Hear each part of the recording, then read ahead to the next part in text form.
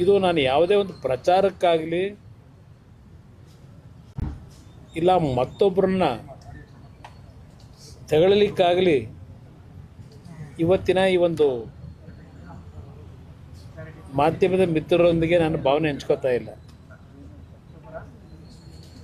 ನೆನೆ ನಮ್ಮ ರಾಜ್ಯದ ಮುಖ್ಯಮಂತ್ರಿಗಳು ಮಾತನಾಡಬೇಕಾದ್ರೆ ತುಂಬ ನೋವಿನಲ್ಲಿ ಮಾತನಾಡಿದ್ದಾರೆ. ನಮಗೂ ಸಹ ಹೇಳಿದ್ದಾರೆ, ನೋವು ಪಟ್ಕೊಳ್ಳೋದಾಗಲಿ ಮತ್ತಿನ್ನೇನೋ ಪದ ಬಳಕೆ ಮಾಡ್ಕೊಂಡು ಹೇಳಿದ್ದಾರೆ, ನೋವು ಪಟ್ಕೋಬೇಡಿ ಅಂತ. ರಾಜ್ಯದಲ್ಲಿ ಈ ರೀತಿಯ ಒಂದು ಘಟನೆಗಳು ನಡೀತಾ ಇದ್ದಾಗ ಸ್ವಲ್ಪ ಹೃದಯ ಇರ್ತಕ್ಕಂಥವ್ರಿಗೆ ನೋವು ಆಗೋದು ಸಹಜ. ಹೃದಯ ಇದ್ದವ್ರಿಗೆ, ಕಠಿಣವಾದ ಹೃದಯ ಇದ್ದರೆ ಎಲ್ಲಿಂದ ಅವ್ರಿಗೆ ನೋವಾಗ್ತದೆ. ಇವತ್ತು ಈ HMTಯ ಈ ಒಂದು ಆವರಣದ ವಿಷಯದಲ್ಲಿ ಯಾತಕ್ಕೆ ಈ ಒಂದು ಸಬ್ಜೆಕ್ಟ್ ಪ್ರಾರಂಭ ಆಗಿದೆ, HMT ವಿಷಯದಲ್ಲಿ ಇವತ್ತು ಕೇಂದ್ರದಲ್ಲಿ ನಾನು ನರೇಂದ್ರ ಮೋದಿ ಅವರ ಒಂದು ನಾಯಕತ್ವದಲ್ಲಿ ಮಂತ್ರಿ ಆಗ್ತಕ್ಕಂಥ ಒಂದು ಅವಕಾಶ ಕೊಟ್ಟಿದ್ದಾರೆ. ಅದು ನನಗೆ ಕೊಟ್ಟಿರ್ತಕ್ಕಂಥ ಇಲಾಖೆಗಳು ಒಂದು ಹೆವಿ ಇಂಡಸ್ಟ್ರಿ ಮತ್ತು ಇನ್ನೊಂದು ಸ್ಟೀಲ್ನ ಇಲಾಖೆ. ನಾನು ಈ ಜವಾಬ್ದಾರಿಯನ್ನು ಗೌರವಿತ ಪ್ರಧಾನಮಂತ್ರಿಗಳು ನನಗೆ ಕೊಟ್ಟ ನಂತರ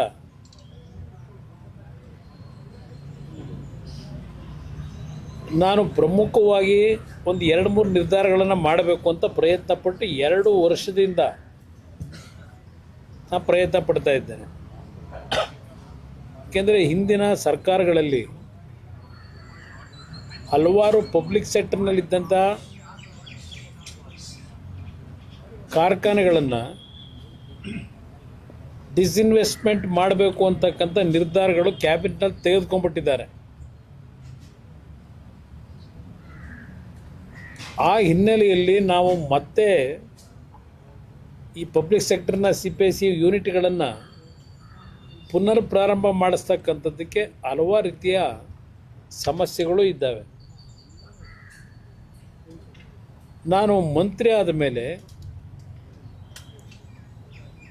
ಈ HMTಯ ಕಾರ್ಖಾನೆ, ಯಾಕೆಂದ್ರೆ ನಾವೆಲ್ಲ ಸಣ್ಣ ಮಕ್ಕಳು,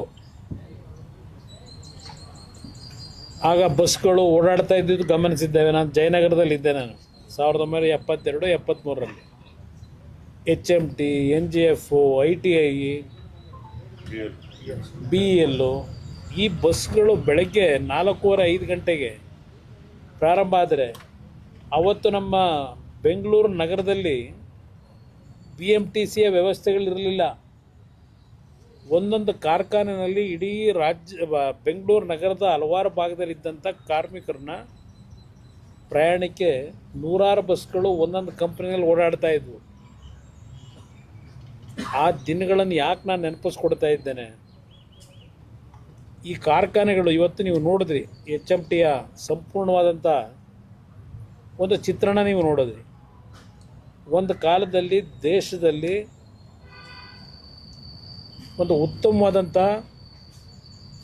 ಕಾರ್ಖಾನೆ ಅಂತಕ್ಕಂಥ ಹೆಸರು ಇಲ್ಲಿ ಏನು ಪ್ರಾರಂಭ ಆಯಿತು, ಇಲ್ಲಿಯ ಕಾರ್ಮಿಕರ ದುಡಿಮೆಯಿಂದ ದೇಶದಲ್ಲಿ 5 ಭಾಗದಲ್ಲಿ ಹೊಸ ಕಾರ್ಖಾನೆಗಳನ್ನು ಇಲ್ಲಿ ಸಂಪಾದನೆ ಮಾಡಿದಂಥ ಬಂಡವಾಳದಲ್ಲಿ ಕಟ್ಟಿದ್ರು. ಒಂದು ಪಿಂಜೋರ ಅಂತೇಳಿ ಹರಿಯಾಣದ ಹತ್ರ, ಇನ್ನೊಂದು ಅಜ್ಮೀರ್ನಲ್ಲಿ, ನಮ್ಮ ಕೇರಳದಲ್ಲಿ ಕಾಲಮಸೂರಿ, ಹೈದರಾಬಾದ್ನಲ್ಲಿ, ಹೀಗೆ 6 ಭಾಗದಲ್ಲಿ ಇಲ್ಲಿ ದುಡಿಮೆ ಮಾಡಿದಂಥ ಹಣದಿಂದ ಕಟ್ಟಿದ್ರು, ಬಂಡವಾಳದಿಂದ.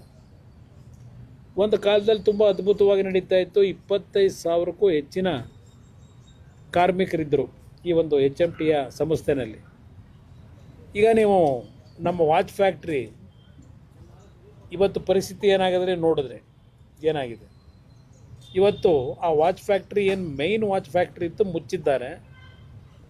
ಇವತ್ತು ಇಲ್ಲಿರ್ತಕ್ಕಂಥ ಕೆಲವು ಸಣ್ಣ ಪುಟ್ಟ ಕಾರ್ಮಿಕರು 100 ಜನ 150 ಜನ ಇದ್ದಾರೆ. ಈಗ ಅವ್ರಿಗೆ ಸಂಬಳ ಕೊಡಲಿಕ್ಕೆ ಆ ಕಾರ್ಖಾನೆ ಒಂದು ಕಡೆ ಮುಚ್ಚಿದ್ದಾರೆ, ಇನ್ನೊಂದು ಕಡೆ ಒಂದು 60-70 ಜನ ಆ ಒಂದು ವಾಚ್ಗಳನ್ನು ಅಸೆಂಬಲ್ ಮಾಡ್ತಕ್ಕಂಥದ್ದಕ್ಕೆ ಈಗಲೂ ಸಹ ಕೆಲಸ ಮಾಡ್ತಾ ಇದ್ದಾರೆ. ಅದನ್ನು ಮೇಯ್ನ್ ಫ್ಯಾಕ್ಟ್ರಿ ಏನಿತ್ತು, ಕೆಲವು ಫಿಲಮ್ ಶೂಟಿಂಗ್ಗಳಿಗೆ ಅದಕ್ಕೆ ಬಾಡಿಗೆ ಕೊಟ್ಟು ಇಲ್ಲಿ ಸಾಲ ಕೊಡಬೇಕಲ್ಲ, ಅವರ ಸಂಬಳ ಕೊಡಬೇಕಲ್ಲ. ಇವತ್ತು ಕಾರ್ಖಾನೆಗಳೆಲ್ಲ ಮುಚ್ಕೊಂಡಿದ್ದಾರೆ. ಈಗ ಇಲ್ಲಿ ಬರಬೇಕಾದ್ರೆ ಈಗ ನೋಡಿದ್ರಿ HMTಯ ಮೂಲ ಯಾವೊಂದು ಮೆಷಿನ್ ಟೂಲ್ಸ್ನ ಕಾರ್ಖಾನೆ ಬೀಗ ಹಾಕಿದ್ದಾರೆ. ಅದರಿಂದ ಈ ಒಂದು ಕಾರ್ಖಾನೆಗೆ, ಸಂಸ್ಥೆಗೆ ಒಂದು ಕಾಯಕಲ್ಪ ಹೊಸದಾಗಿ ಕಲ್ಪಿಸ್ಬೇಕು ಅಂತೇಳಿ ನಾನು ತೀರ್ಮಾನ ಮಾಡಿದಾಗ ಇದನ್ನು ಏನಾದರೂ ಮಾಡಿ ದಾರಿ ತಪ್ಪಿಸ್ಬೇಕು ಅಂತಕ್ಕಂಥದ್ದಕ್ಕೆ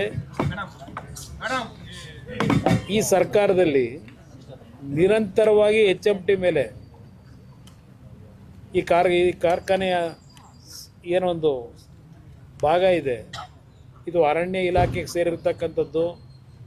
ಅರಣ್ಯ ಒತ್ತುವರಿ ಮಾಡ್ಕೊಂಡಿದ್ದಾರೆ. ಕಾನೂನು ಪ್ರಕಾರ ಅರಣ್ಯ ಇಲಾಖೆಗೆ ಸೇರಬೇಕು ಅಂತ ಹೇಳಿ ಪ್ರತಿನಿತ್ಯ ಒಂದಲ್ಲ ಒಂದು ರೀತಿ ಈ ಭೂಮಿ ಒಡಿಲ್ತಕ್ಕಂಥದ್ದಕ್ಕೆ ಹೊರಟಿದ್ದಾರೆ. ಇಲ್ಲಿ ನಾನು ವೈಯಕ್ತಿಕವಾದಂಥ ಏನು ಇಂಟ್ರೆಸ್ಟ್ ಇಲ್ಲ ಇಲ್ಲಿ ನನಗೆ. ಮೊದಲನೇದಾಗಿ QSL ಸಂಸ್ಥೆ, ಯಾವ ಕುದುರೆಮುಖ ಐರನ್ ಓರ್, ದೇಶದ ಡಿವಿಡೆಂಡು 3800 ಕೋಟಿ ಕಟ್ಟಿದ್ದಾರೆ ಅಲ್ಲಿ QSL. ಯಾವ ಕುದುರೆಮುಖದಲ್ಲಿ ಅವರ ಆಕ್ಟಿವಿಟೀಸ್ ನಿಲ್ಲಿಸಬೇಕಾಯಿತು. 2016ರಲ್ಲಿ ಇದೇ ಸಿದ್ದರಾಮಯ್ಯನ ಸರ್ಕಾರ ದೇವದಾರಿ ಐರನ್ ಓರ್ನ ಭಾಗನ ಅಲಾಟ್ ಮಾಡಿದ್ರು. ಇವತ್ತವರೆಗೆ ಆ ಸಂಸ್ಥೆಯಲ್ಲಿ ಪ್ರಾರಂಭ ಮಾಡಲಿಕ್ಕೆ ಆಗಲಿಲ್ಲ ಎಕ್ಸ್ಕವೇಷನ್ನ.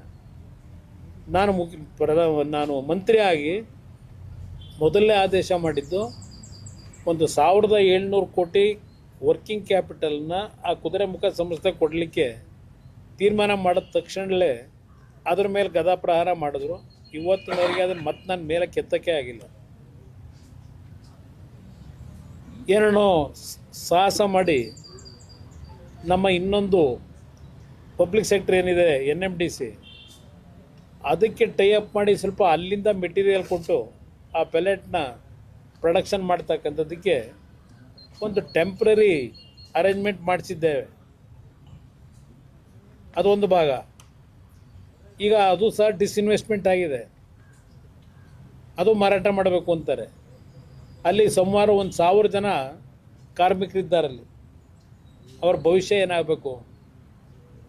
ಇನ್ನು ಇಲ್ಲಿಗೆ ಬಂದರೆ HMTದು ನಾನು ತೀರ್ಮಾನ ಮಾಡಿದಾಗ ನನಗೆ ಬೆಂಬಲ ಕೊಡಬೇಕು, ಈ ರೀತಿ ಮಾಡಬೇಕು. ಇವತ್ತು ಇದು ಕಾನೂನುಬದ್ಧವಾಗಿ ಮಹಾರಾಜರ ಕಾಲದಲ್ಲಿ ಕೆಲವು ಗಿಫ್ಟ್ ಮುಖಾಂತರ ಕೊಟ್ಟಿದ್ದಾರೆ, ಕೆಲವು ಖರೀದಿ ಮಾಡಿದ್ದಾರೆ, ಎಲ್ಲ ಡಾಕ್ಯುಮೆಂಟ್ ಇದೆ. ಇವತ್ತು ಕೋರ್ಟ್ನಲ್ಲಿ, ಸುಪ್ರೀಂ ಕೋರ್ಟ್ ಮುಂದೆ ರಾಜ್ಯ ಸರ್ಕಾರ ಇವತ್ತೇನು ಅರ್ಜಿ ಹಾಕೊಂಡಿದ್ದಾರೆ. ನಾನು ಕೋರ್ಟ್ನ ಪರಿಮಿತಿಯಲ್ಲಿ ಇರ್ತಕ್ಕಂಥ ಹಿನ್ನೆಲೆಯಲ್ಲಿ ಕಾನೂನಿನ ವಿಷಯಗಳ ಬಗ್ಗೆ ಚರ್ಚೆ ಮಾಡಲ್ಲ, ಅದರ ಅವಶ್ಯಕತೆ ಇಲ್ಲ ನನಗೆ. ಜನತೆಗೆ ಒಂದು ಮಾಹಿತಿ ಕೊಡೋ ದೃಷ್ಟಿಯಿಂದ ಇವತ್ತು ನಿಮ್ಮನ್ನೆಲ್ಲ ಕರೆಸಿರ್ತಕ್ಕಂಥದ್ದು. ಇವತ್ತು HMT ಅಷ್ಟು ಅದ್ಭುತವಾಗಿ ನಡೀತಾ ಇದ್ದಂಥದ್ದು ಹಂತ ಹಂತವಾಗಿ ಇವತ್ತಿನ ಪರಿಸ್ಥಿತಿಯಲ್ಲಿ ಏನು ಗ್ಲೋಬಲೈಸೇಷನ್ ಇದೆಲ್ಲ ಬಂತಲ್ಲ, ಹಲವಾರು ರೀತಿ ರಿಫಾರ್ಮ್ಸ್ಗಳು, ಎಕನಾಮಿಕ್ ರಿಫಾರ್ಮ್ಸ್ ಬಂದ ನಂತರ ಆ ಎಕನಾಮಿಕ್ ರಿಫಾರ್ಮ್ಸ್ಗಳು ತಂದ ಮೇಲೆ ನಮ್ಮ PSC ಯೂನಿಟ್ಗಳನ್ನು ಆ ಎಕನಾಮಿಕ್ ರಿಫಾರ್ಮ್ಸ್ನ ಹಿನ್ನೆಲೆಯಲ್ಲಿ ಯಾವ ರೀತಿ ಇದನ್ನು ಉಳಿಸಬೇಕು ಅಂತಕ್ಕಂಥದ್ದು, ಇದಕ್ಕೆ ಸೆಕ್ಯೂರಿಟಿ ಯಾಕೆ ಕೊಡಬೇಕಾಗುತ್ತೆ, ನಾವು ಅದರ ಕಡೆ ಗಮನ ಕೊಡಲಿಲ್ಲ. ಪ್ರತಿಯೊಂದಕ್ಕೂ ಪ್ರೈವೇಟ್ ಸೆಕ್ಟರ್ ಮೇಲೆ ಡಿಪೆಂಡ್ ಆಗ್ತಾ ಹೋದ್ವು. ಒಂದು ಕಾಲದಲ್ಲಿ ಹಣ ಇಲ್ಲದೆ ಇರತಕ್ಕಂಥ ಸನ್ನಿವೇಶದಲ್ಲಿ ಈ PSUಗಳು ಸಾವಿರಾರು ಕುಟುಂಬಗಳನ್ನು ಬದುಕಿಸಿರ್ತಕ್ಕಂಥ ಸಂಸ್ಥೆಗಳಿವು. ಇದೆಲ್ಲ ಕಂಡು ನಾವು ಇದನ್ನು ಹಾಳು ಮಾಡಬಾರ್ದು ಅನ್ನೋ ಒಂದೇ ಉದ್ದೇಶದಿಂದ ಏನು ಕೈ ಹಾಕಿದ್ದೇವೆ. ಇಲ್ಲಿ ಯಾವೊಂದು ಕೆಲವು ಜಾಗಗಳನ್ನು ಈಗ ಈ ಮಂತ್ರಿ ಹೇಳ್ತಾ ಇದ್ದ, ಮಾಜಿ ಅರಣ್ಯ ಇಲಾಖೆ ಸಚಿವರು, ಈಗ ಪಂಚಾಯತ್ ರಾಜ್ ಮಂತ್ರಿಗಳಿದ್ದಾರೆ. 170 ಎಕರೆ ಲ್ಯಾಂಡ್ನ HMT ಅವರು ಮಾರಾಟ ಮಾಡಿಬಿಟ್ಟಿದ್ದಾರೆ. ಇದೆಲ್ಲ ಹೇಳಿದ್ದಾರೆ, ಆಪಾದನೆ ಮಾಡಿದ್ದಾರೆ. ಆಮೇಲೆ ಇದು ಈಗಲೂ ಫಿಸಿಕಲಿ ಯಾವೊಂದು ಅರಣ್ಯ ಇಲಾಖೆಗೆ ಸೇರಿದಂಥ ರೀತಿಯ ಒಂದು ಸ್ಟ್ರಕ್ಚರ್ ಇದೆ. ಈ ಅರಣ್ಯ ರೀತಿಯ ಒಂದು ಸ್ಟ್ರಕ್ಚರ್ನ ನಿಮ್ಮ ಅರಣ್ಯ ಇಲಾಖೆಯವರು ಮಾಡಿದ್ದಾರಾ? ಇದನ್ನು ಉಳಿಸಿದ್ದಾರಾ? ಯಾವ HMT ಕಾರ್ಖಾನೆಗೆ 1958-60ರಲ್ಲಿ ಕೆಲವು ತೀರ್ಮಾನಗಳಾಯಿತು. ಇಲ್ಲಿ ಎಲ್ಲ ರೀತಿಯ ಪರ್ಮಿಷನ್ಗಳನ್ನು ಈ ಕಾರ್ಖಾನೆ ಪ್ರಾರಂಭ ಆದಾಗ ಕೊಟ್ಟಿರ್ತಕ್ಕಂಥ ಒಂದು ಏರಿಯಾ ನ್ಯಾಯಬದ್ಧವಾಗಿ ಕೊಟ್ಟಿದ್ದಾರೆ. ಇದರಲ್ಲಿ ಯಾವುದೇ ರೀತಿಯ ಅಕ್ರಮಗಳಿಲ್ಲ. ಇದು ಇರ್ತಕ್ಕಂಥದ್ದು. ಇಲ್ಲಿ ಈಗ ಇತ್ತೀಚೆಗೆ ಕೆಲವು ತಕರಾರೇನು ತೆಗೆದಿದ್ದಾರೆ ಈ ಸರ್ಕಾರದಲ್ಲಿ. ಪಾಪ ಅರಣ್ಯ ಇಲಾಖೆ ಮಂತ್ರಿಗಳು, ಹಿಂದಿನ ಮಾಜಿ ಮಂತ್ರಿಗಳು ಹೇಳಿದ್ದಾರೆ 15,000 ಎಕರೆ ಉಳಿಸಿದ್ದೇನೆ. ಕೋಲಾರದಲ್ಲಿ ಏನಾಗಿದೆ ನೋಡ್ತಾ ಇದ್ದೀನಿ. ನೀವು ಬೇರೆ ಕಡೆ ಉಳಿಸಿರೋದು ನೋಡೋಣ. ಕೋಲಾರದಲ್ಲಿ ಯಾವ್ಯಾವ ರೀತಿ ಉಳಿಸ್ಕೊಟ್ಟಿದ್ದೀರಿ ಅದು ಗೊತ್ತಿದೆ ನನಗೆ. ಇಲ್ಲಿ ಪ್ರಶ್ನೆ, ಈಗ 175 ಎಕರೆ ಹೇಳ್ತಾರಲ್ಲ, 175 ಎಕರೆ ಖಾಸಗಿಯವರಿಗೆ ಮಾರಾಟ ಮಾಡಿರ್ತಕ್ಕಂಥ ವಿಷಯದಲ್ಲಿ ಚರ್ಚೆ ಮಾಡಿದ್ರು.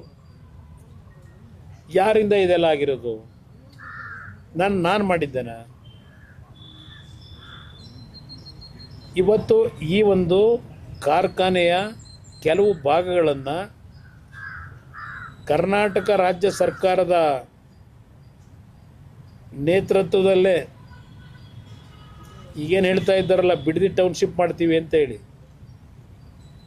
ಬಿಡದಿ ಟೌನ್ಶಿಪ್ಪನ್ನು ನಾನು ಮಾಡ್ತಾ ಇರೋದು ಕುಮಾರಸ್ವಾಮಿಯವರ ಕನಸಿನ ಕೂಸೋದು. ನನಗೇನು ಇಂಟ್ರೆಸ್ಟ್ ಇಲ್ಲ. ಕನಸಿನ ಕೂಸನ್ನು ಇವತ್ತು ನಾನು ಬೆಂಗಳೂರು ನಗರ, ಬೆಂಗಳೂರು ದಕ್ಷಿಣ ಭಾಗವನ್ನು ವಿಶ್ವಕ್ಕೆ ಮಾದರಿಯಾಗಿ ನಾನು ಮಾಡ್ತೀನಿ. ನೆನೆ ಹೇಳಿದ್ದಾರೆ ವಿಶ್ವಕ್ಕೆ ಮಾದರಿ ಮಾಡ್ತೀನಿ ಅಂತ. ನೀವು ಈ ರಾಜ್ಯದಲ್ಲಿ SM ಕೃಷ್ಣ ಅವರ ಸರ್ಕಾರದಲ್ಲಿ UD ಮಿನಿಸ್ಟರ್ ಆಗಿ, ಅರ್ಬನ್ ಡೆವಲಪ್ಮೆಂಟ್ ಮಿನಿಸ್ಟರ್ ಆಗಿ ವಿಶ್ವ ದರ್ಜೆಗೆ ಬೆಂಗಳೂರು ನಗರ ತೆಗೆದುಕೊಂಡು ಹೋಗಿರೋದು ಇಲ್ಲೇ ನೋಡ್ಬೋದು. ಈ HMT ಆವರಣದಲ್ಲಿ ವಿಶ್ವ ದರ್ಜೆಗೆ ಯಾವ ರೀತಿ ತೆಗೆದುಕೊಂಡು ಹೋಗಿದ್ದೀರಿ. ಯಾವುದೋ ವೆಲ್ಲಿಂಗ್ಟನ್ನು, ಪ್ರಿಸ್ಟೀಜು, ಬ್ರಿಗೇಡು ಅಲ್ಲ, ಹಲವಾರು ಇದ್ದಾವೆ ಇಲ್ಲಿ. ನೀವು ನೋಡಿದ್ರಿ ಬಿಲ್ಡಿಂಗ್ಗಳು. ನಮ್ಮ HMT ನೂರಾರು ಜನ, ಸಾವಿರಾರು ಜನಕ್ಕೆ ಅನ್ನ ಕೊಟ್ಟಂಥ ಸಂಸ್ಥೆ. ಒಂದು ಕಡೆ ಬಿಲ್ಡಿಂಗ್ಗಳಲ್ಲಿ ಇರ್ತಕ್ಕಂಥ ಕಿಟಕಿಗಳು, ಪಟಿಕೆಗಳು ಎಲ್ಲ ಕಿತ್ಕೊಂಡು ಒಂದು ಕಡೆ ಅನಾಥವಾಗಿ ನನ್ನ ನೋಡ್ರಪ್ಪ ಅಂತ ಅಲ್ಲಿ ಆ ಬಿಲ್ಡಿಂಗ್ಗಳು ಅಳ್ತಾವೆ. ಇನ್ನೊಂದು ಕಡೆ ಬೃಹದಾಕಾರವಾಗಿ ಕಟ್ಟಿದ್ದಾರೆ ಇದೇ ಜಾಗದಲ್ಲಿ, HMT ಜಾಗದಲ್ಲಿ. ಯಾವ ಕಾಲದಲ್ಲಿ ಇವೆಲ್ಲ ನಡೀತು ಈಶ್ವರ ಖಂಡ್ರೆ ಅವರೇ? ನೀವು ಹೇಳ್ತಕ್ಕಂಥ ರೀತಿಯಲ್ಲಿ ಇವೆಲ್ಲ ಅರಣ್ಯ ಇಲಾಖೆಗೆ ಸೇರಿದ್ರೆ ಆ ಬಿಲ್ಡಿಂಗ್ಗಳನ್ನೆಲ್ಲ ಏನು ಮಾಡ್ತೀರಿ? ಈಗ ಪರ್ಮಿಷನ್ ಕೊಟ್ಟಾರೆ ಯಾರು ಆ ಬಿಲ್ಡಿಂಗ್ ಕಟ್ಟಲಿಕ್ಕೆ? ಆ ಜಾಗ ಕೊಡಬೇಕಾದ್ರೆ ಯಾರ್ಯಾರ ಪಾಲಿದೆ? ವಿಶ್ವದರ್ಜೆ ಮಾಡ್ತಕ್ಕಂಥ ಮಹಾನ್ ನಾಯಕರು, ಅವ್ರ ಪಾಲು ಎಷ್ಟಿದೆ? ನೀವು ರಾಜ್ಯ ಕಟ್ಟೋರು, ನಾವು ರಾಜ್ಯ ಹಾಳು ಮಾಡೋರು. ಇವತ್ತು ಈ ಕಾರ್ಖಾನೆಗೆ ಜೀವ ಕೊಡಬೇಕು ಅಂತ ಹೇಳಿ ಟೇಬಲ್ ಟು ಟೇಬಲ್ನಲ್ಲಿ ರಿಕ್ವೆಸ್ಟ್ ಮಾಡ್ತಾ ಇದ್ದೀನಿ. ಸುಮಾರು ಇಲ್ಲಿ ಕೆಲಸ ಮಾಡಿರ್ತಕ್ಕಂಥ ಕಾರ್ಮಿಕರಿಗೆ ಈಗಲೂ ಸಹ ಅವರಿಗೆ ಒಂದು ಔಷಧಿ ತಗೊಳ್ಳೋದಕ್ಕೆ ದುಡ್ಡಿಲ್ಲ. ಕುಟುಂಬದಲ್ಲಿ ಏನಾದರೂ ಹೆಚ್ಚು ಕಡಿಮೆ ಆಗಿ ವಯಸ್ಸಾಗಿರೋರಿದ್ದಾರೆ. 590 ಕೋಟಿ ಅವರಿಗೆ ಹಲವಾರು ರೀತಿಯ ಕಾರ್ಮಿಕರಿಗೆ ಫೆಸಿಲಿಟೀಸ್ ಕೊಡಬೇಕಾಗಿದೆ. ಪೆನ್ಷನ್ನು, ಮಗದೊಂದು, ಅದು ಏನೇನಿದೆ ಗ್ರ್ಯಾಚ್ಯುಯಿಟಿ, 590 ಕೋಟಿ ಅವ್ರಿಗೆ ಕೊಡಬೇಕು ದುಡ್ಡನ್ನ. ನಾನು ಮಂತ್ರಿ ಆದಮೇಲೆ ಪಾಪ ಅವರಲ್ಲಿ ಏನೋ ಒಂದು ನಂಬಿಕೆ, ಒಂದು ಅಂತಿಮವಾಗಿ ನಮ್ಮ ಜೀವನಕ್ಕೆ ಬದುಕನ್ನು ಕೊಡ್ತಾರೆ ಅಂತಕ್ಕಂಥ ಒಂದು ನಂಬಿಕೆ ಮೇಲಿದ್ದಾರೆ ಅವರು, ಆ ಕಾರ್ಮಿಕರು. ನಾನು ಎಲ್ಲ ಭಾಗದಲ್ಲೂ, ದೇಶದ 6 ಕಡೆ ಏನಿದೆ ಅಲ್ಲ ಎಲ್ಲ ಭಾಗದಲ್ಲೂ ಪ್ರವಾಸ ಮಾಡಿದ್ದೀನಿ. ಎಲ್ಲ ಭಾಗದಲ್ಲೂ ಒಂದು ಆಸೆ ಇಟ್ಕೊಂಡಿದ್ದಾರೆ. ಇವತ್ತು ನಾನು ಒಂದು ಹೊಸದಾಗಿ ನಮ್ಮ MHIನ ಅಧಿಕಾರಿಗಳೇನಿದ್ದಾರೆ, ಸೆಕ್ರೆಟರಿ ಅವರು ಮತ್ತು ಜಾಯಿಂಟ್ ಸೆಕ್ರೆಟರಿಗಳು, ಇವ್ರು ಯಾಕೆ ಡೆಲ್ಲಿಯಿಂದ ಬಂದಿದ್ದಾರೆ ಇವತ್ತು? ಇವರೊಬ್ಬರು ಜಾಯಿಂಟ್ ಸೆಕ್ರೆಟರಿ. ಇಲ್ಲಿರ್ತಕ್ಕಂಥ